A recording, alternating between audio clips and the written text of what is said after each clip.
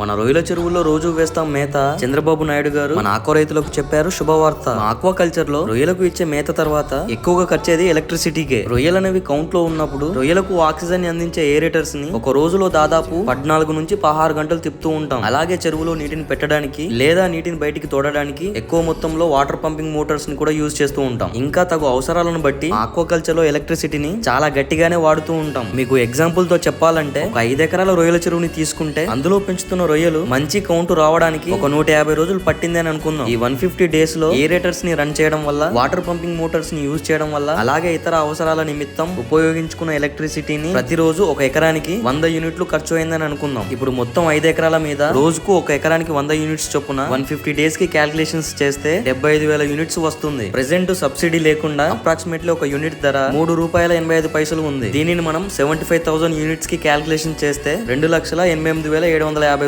వస్తుంది. ఇక్కడ మీరు బాగా గుర్తుంచుకోవాల్సిన విషయం ఏంటంటే, మీకు అర్థమయ్యేలా చెప్పడానికి ఎగ్జాంపుల్ గా ఈ వాల్యూస్ తీసుకొని క్యాల్కులేషన్ చేస్తున్నాను. ఇవైతే ఎగ్జాక్ట్ వాల్యూస్ అయితే కావు. మనందరికి తెలిసిందే ప్రెసెంట్ మన ఆక్వాకల్చర్ అనేది వైరస్ వల్ల చాలా నష్టాల్లో ఉంది. చెరువులో పిల్ల వేసిన 20 రోజుల్లోపే వైరస్ అటాక్ అయి కల్చర్ మొత్తం పోయి ఆక్వా రైతులు చాలా నష్టపోతున్నారు. ఆక్వా రైతులకు అండగా ఉండాలని మన ఏపీ ప్రభుత్వం ఆక్వా జోన్ మరియు నాన్ జోన్ గా సాగు చేస్తున్న చెరువులను డివైడ్ చేసి నెక్స్ట్ 30 డేస్ లో ఎవరైతే రిజిస్ట్రేషన్ చేసుకుంటారో వాళ్లకు ఎలక్ట్రిసిటీ మీద సబ్సిడీ ఇస్తున్నారు. సబ్సిడీకి ఎలిజిబుల్ అయిన వారు ఒక్కో యూనిట్ కి కేవలం ₹50 మాత్రమే చెల్లించాల్సి ఉంటుంది. ఇంతకు ముందు మనం చెప్పుకున్న ఎగ్జాంపుల్ క్యాల్కులేషన్స్ ప్రకారం 5 ఎకర్స్ లో కల్చర్ చేస్తున్న ఫార్మర్ ₹2,88,750 సబ్సిడీ లేకుండా చెల్లిస్తే, అదే ఫార్మర్ రిజిస్ట్రేషన్ చేసుకుని సబ్సిడీకి ఎలిజిబుల్ అవుతే ₹1,12,500 మాత్రమే చెల్లించాల్సి ఉంటుంది. అంటే దాదాపు ₹1,76,250 సేవ్ చేసుకోవచ్చు. నిజంగా మన ఆక్వా రైతుల పట్ల ఆలోచించి ఇంత మంచి నిర్ణయం తీసుకున్న సీఎం చంద్రబాబు నాయుడు గారికి మన ఆక్వాటెక్ తరపు నుంచి మనస్ఫూర్తిగా ధన్యవాదాలు తెలుపుతూ, ఇలాంటి ఇంట్రెస్టింగ్ వీడియోస్ కోసం వెంటనే మన ఆక్వాటెక్ పేజ్ ని ఫాలో చేయండి. ఈ వీడియో మీకు ఇన్ఫర్మేటివ్ గా అనిపిస్తే వీలైనంత మందికి షేర్ చేసి అందరికి తెలిసేలా చేయండి. అసలు ఆక్వా జోన్ లోకి ఎలా రిజిస్ట్రేషన్ అవ్వాలి, సబ్సిడీకి ఎలా ఎలిజిబుల్ అవ్వాలి తెలుసుకోవాలనుకుంటే కామెంట్ సెక్షన్ లో పార్ట్ 2 అని కామెంట్ చేయండి. సైనింగ్ ఆఫ్, నేను మీ ఆక్వాటెక్ మహేష్ జాడి. ఆక్వాటెక్ అంటే నేను కాదు, మనం.